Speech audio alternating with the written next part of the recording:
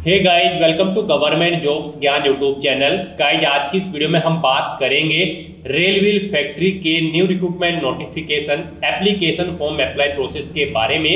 जी हाँ दोस्तों, rail wheel factory RWF ने अप्रेंटिस के 192 खाली पदों को भरने के लिए नोटिफिकेशन रिलीज कर दिया है। कैसे आप इस भर्ती में पार्टिसिपेट करने के लिए अपने फॉर्म अप्लाई कर सकते हो, इसकी पूरी जानकारी हम आपको स्टेप बाय स्टेप इस वीडियो में देंगे।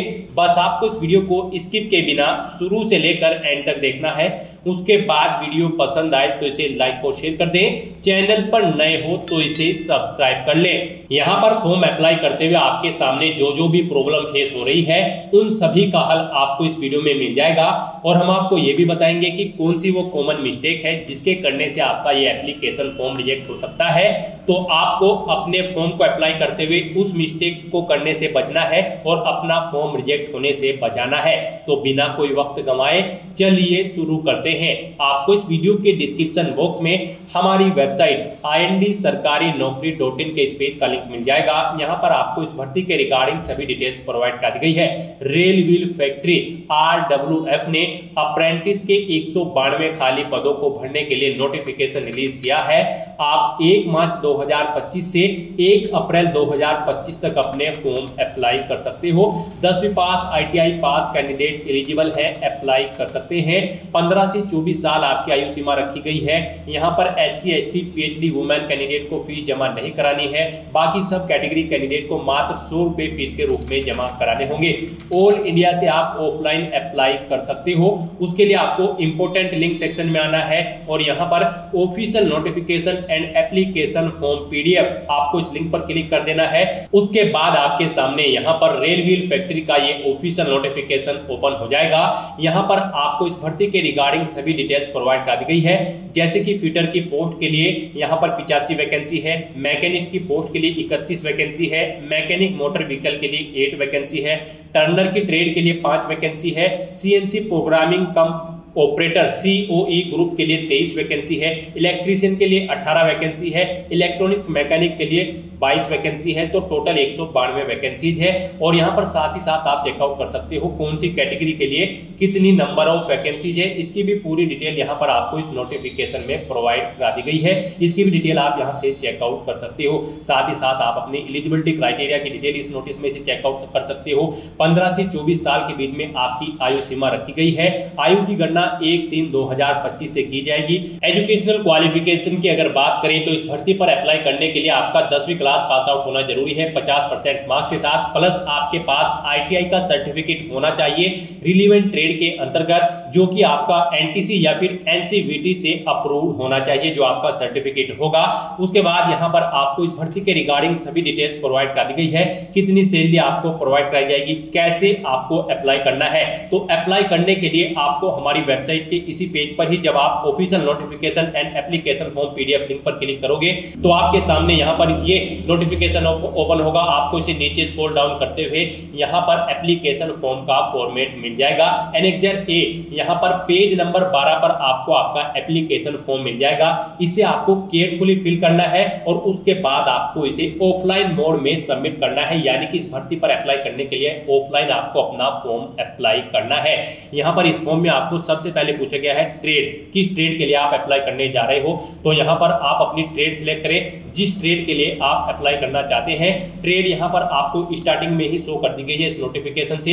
यहाँ पर आप चेकआउट कर सकते हो। आप फिटर की ट्रेड के लिए अप्लाई करना चाहते हैं या फिर मैकेनिस्ट की या फिर टर्नर की, आप जिस भी ट्रेड के लिए अप्लाई करना चाहते हैं यहाँ पर आप उस ट्रेड का नाम मेंशन करें। फिर यहाँ पर आपको अपना नाम एंटर करना है इस बॉक्स में। उसके बाद यहाँ पर आपको अपने फादर या मदर का नाम एंटर करना है और ये आपको कैपिटल लेटर में एंटर करने हैं। उसके बाद यहाँ पर आपको अपनी date of birth select enter करनी है। पहले आप यहाँ पर डे एंटर करें, फिर मंथ एंटर करें इन 2 कॉलम्स में। उसके बाद यहाँ पर आपको अपने ईयर के लास्ट कैरेक्टर यहाँ पर एंटर कर देने हैं। जैसे कि 1992 है तो आपको 92 यहाँ पर लिखना है, 2024 है तो 24 यहाँ पर आपको एंटर करना है। उसके बाद यहाँ पर आपको अपनी कम्युनिटी सिलेक्ट करनी है।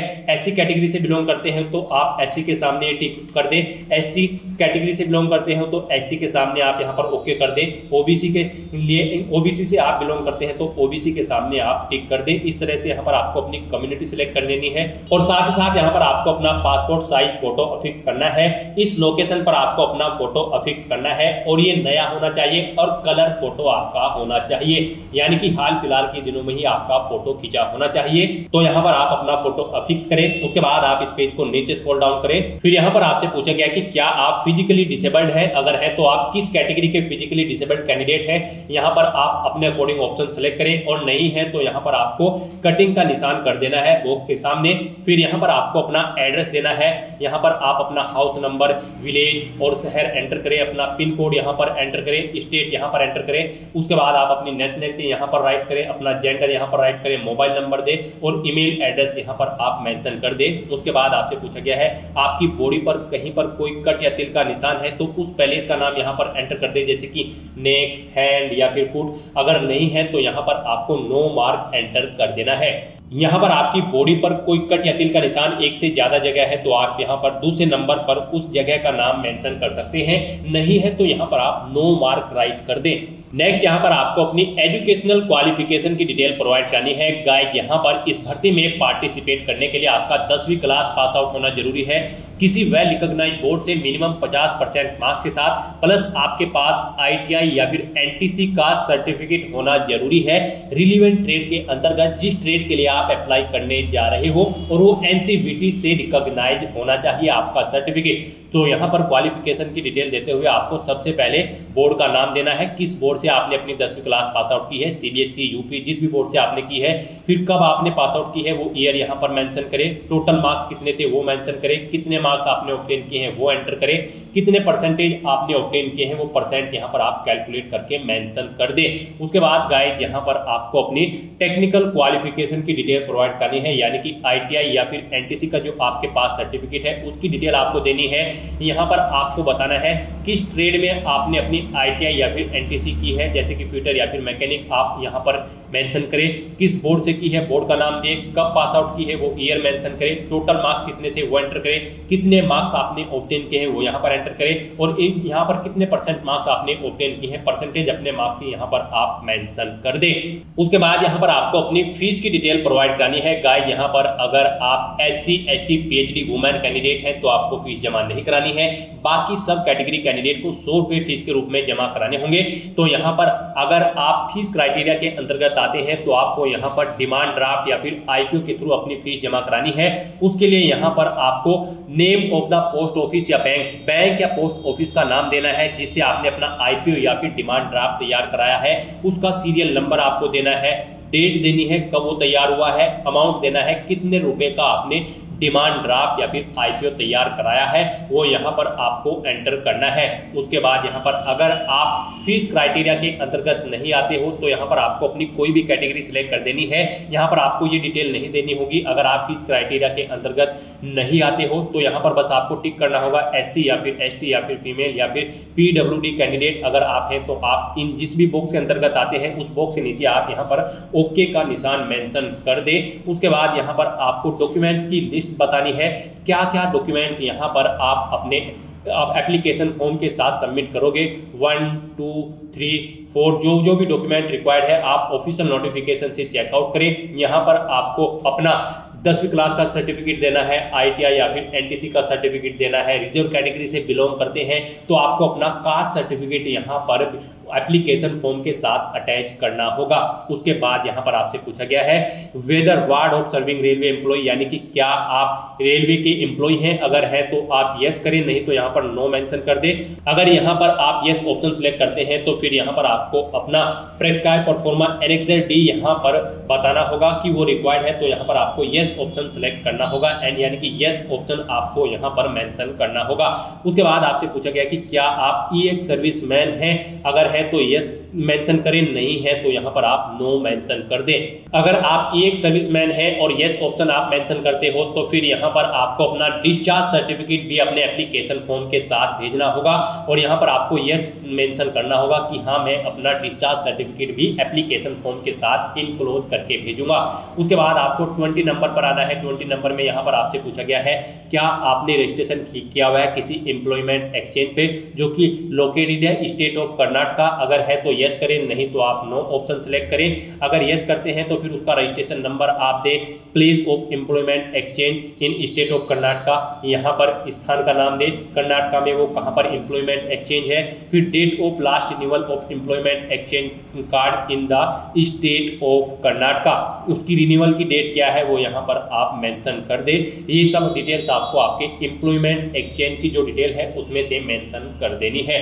उसके बाद गाइस यहाँ पर आपको इस पेज को नीचे स्क्रॉल डाउन करना है। फिर आपसे पूछा गया है कि क्या आप यहाँ पर रजिस्टर्ड है लोकल एम्प्लॉय एक्सचेंज जो कि स्टेट कर्नाटका स्टेट से अदर स्टेट है, कोई और स्टेट की एम्प्लॉयमेंट एक्सचेंज में आपने रजिस्ट्रेशन किया हुआ है। अगर किया हुआ है तो यस मेंशन करें, नहीं तो आप नो मेंशन यहाँ पर कर दें। और उसके बाद यहाँ पर अगर यस ऑप्शन करते हो तो फिर आपको डिटेल देनी होगी, जैसे कि आपका रजिस्ट्रेशन नंबर, पैलेस और फिर यहाँ पर कब वो रिन्यूअल होगी उसकी लास्ट डेट यहाँ पर आपको देनी है। और नहीं किया हुआ है तो यहाँ पर आपको नो ऑप्शन करना है और फिर आगे के ऑप्शन आपको फिल नहीं करने हैं। उसके बाद यहाँ पर आपको डिक्लेरेशन सेक्शन में आना है, इन डिटेल्स को रीड आउट कर लेना है। उसके बाद गाइस यहाँ पर आपको अपने सिग्नेचर करने हैं। फिर आपको अपना लेफ्ट हैंड थंब इंप्रेशन यहाँ पर लगाना है, अपनी डेट मेंशन करनी है, किस डेट को आप एप्लीकेशन फॉर्म सबमिट कर रहे हैं, पैलेस देना है, किस पैलेस से आप बिलोंग करते हैं। उसके बाद आपको इस पेज को नीचे स्क्रॉल डाउन करना है और फिर यहाँ पर अगर आप रिजर्व कैटेगरी के अंतर्गत आते हो तो फिर यहाँ पर आपको अपना एक कास्ट सर्टिफिकेट भी भरकर अपने एप्लीकेशन फॉर्म के साथ सबमिट करना होगा।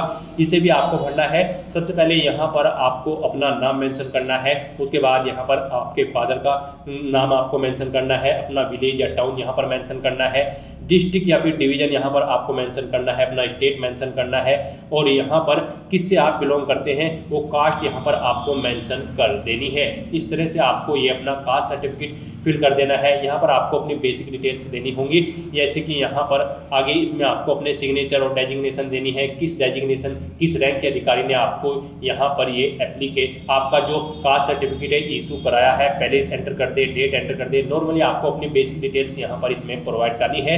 और अगर आप रिजर्व कैटेगरी से बिलोंग करते हो तो इस परफॉर्मा को भी भरकर आपको अपने एप्लीकेशन फॉर्म के साथ सबमिट करना होगा। और फिर गाइस यहाँ पर अगर आपको एक और यहाँ पर फॉर्मेट दिया गया है, अगर आप बैकवर्ड क्लास से अप्लाई कर रहे हो under the government of India तो यहाँ पर आपको फिर ये सर्टिफिकेट भी भरकर अपने एप्लीकेशन फॉर्म के साथ इनक्लोज करना होगा। और अगर आप यहाँ पर एक सर्विस रेलवे के एम्प्लॉय हैं तो फिर आपको यहाँ पर ये एप्लीकेशन फॉर्म एनेक्जर डी भरना होगा और अपने एप्लीकेशन फॉर्म के साथ आपको इसे भी सबमिट करना होगा। यहाँ पर भी आपको अपनी बेसिक डिटेल्स देनी है, जैसे कि आपको अपना नाम देना है, डेजिग्नेशन देनी है, टिकट नंबर देना है या पीएफ नंबर या स्टाफ नंबर या फिर एम्प्लॉय नंबर, डिपार्टमेंट बताना है, स्टेशन बताना है, किस स्टेशन पर आप एम्प्लॉयड हैं, कब अपॉइंट हुए थे, डेट ऑफ बर्थ दें, अपने रिटायरमेंट की डेट दें। यहाँ पर आपको अपनी बेसिक डिटेल्स अपनी सर्विस की एंटर कर देनी है और साथ साथ आपको यहाँ पर अपना मेडिकल सर्टिफिकेट भी सबमिट करना होगा। यहाँ से आप अपना मेडिकल सर्टिफिकेट फिल कर लें। यहाँ पर आप अपना recent passport size photo affix करें। फिर यहाँ पर आपको अपना नाम देना है, अपने फादर का नाम देना है, कैटेगरी देनी है, डेट ऑफ बर्थ, ट्रेड पर आपकी बॉडी पर कहीं कोई कट या तिल का निशान है तो उस पैलेस का नाम दे। ये मेडिकल सर्टिफिकेट आप सभी कैंडिडेट्स को यहाँ पर भरकर सबमिट करना होगा, चाहे आप रेलवे के एम्प्लॉय हैं या फिर फ्रेशर हैं, सबको यहाँ पर ये मेडिकल सर्टिफिकेट फिल करना है और इसे अपने एप्लीकेशन फॉर्म के साथ इनक्लोज करके आपको भेज देना है। यहाँ पर भी आपको अपनी बेसिक डिटेल्स देनी है, फिर यहाँ पर आपको अपनी फिजिकल फिटनेस की डिटेल देनी है। उसके बाद यहाँ पर गाइड आप इस पेज को नीचे स्क्रॉल डाउन करें।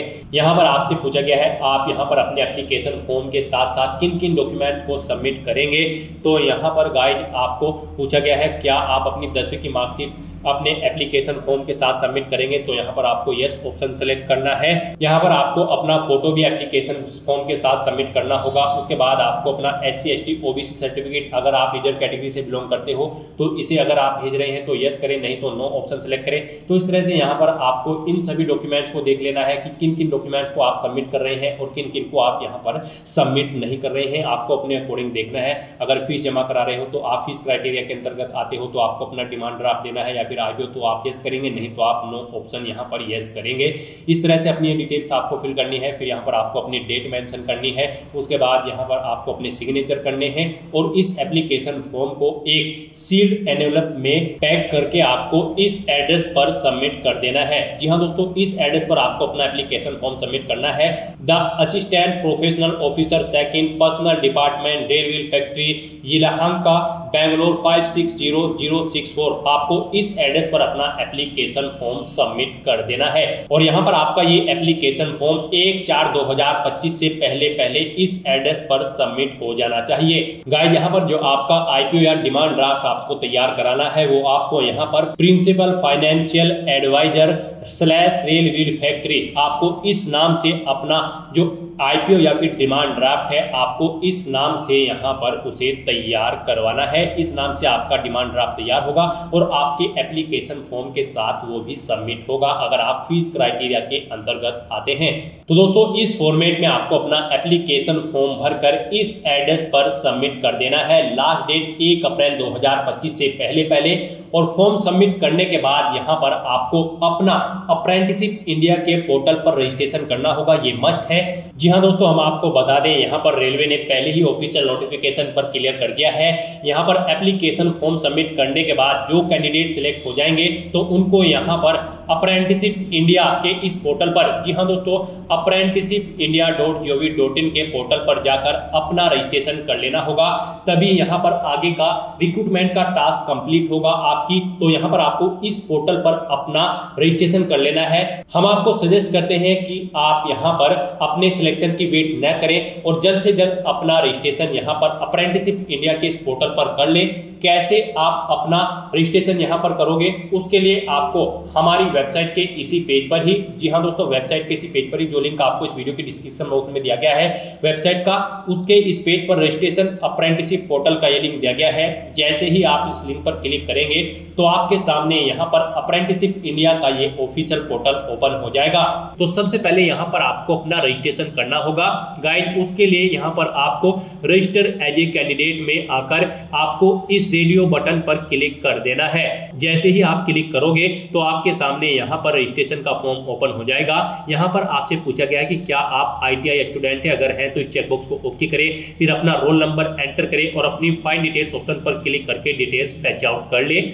और अगर आप ITI स्टूडेंट नहीं है तो यहाँ पर आपको सबसे पहले अपना मोबाइल नंबर एंटर करना है। उसके बाद यहाँ पर आपको अपनी ईमेल ID एंटर करनी है, उसको एक बार फिर से एंटर करके कंफर्म कर लेना है। और फिर यहाँ पर आपको ये कैप्चा कोड इस कॉलम में एंटर करना है और फिर आपको रजिस्टर की स्टेप पर क्लिक कर देना है। नेक्स्ट, आपके रजिस्टर्ड मोबाइल नंबर और ईमेल ID पर OTP सबमिट कर दिया गया है। 6 डिजिट का OTP आपको यहाँ पर एंटर करना है और सबमिट बटन पर क्लिक कर देना है। इस तरह से यहाँ पर आपका सक्सेसफुली रजिस्ट्रेशन कंप्लीट हो जाएगा। आपको एक अप्रेंटिस कोड प्रोवाइड करा दिया गया है, आपको इसे नोट डाउन करके रख लेना है फ्यूचर यूज के लिए। फिर यहाँ पर आपको ओके करना है। फिर आपके सामने यहाँ पर कुछ इस तरह से इंटरफेस खुल जाएगा। अब यहाँ पर आपको लॉगिन एज ए कैंडिडेट इस ऑप्शन को सिलेक्ट करने के बाद यहाँ पर अपनी ईमेल ID एंटर करनी है और सबमिट बटन पर क्लिक कर देना है। गाइज, आपकी रजिस्टर्ड ईमेल ID पर एक मेल आई होगी, उसको यहाँ पर आपको आकर एक्टिवेट कर लेना है। एक्टिवेट बटन पर क्लिक करने के बाद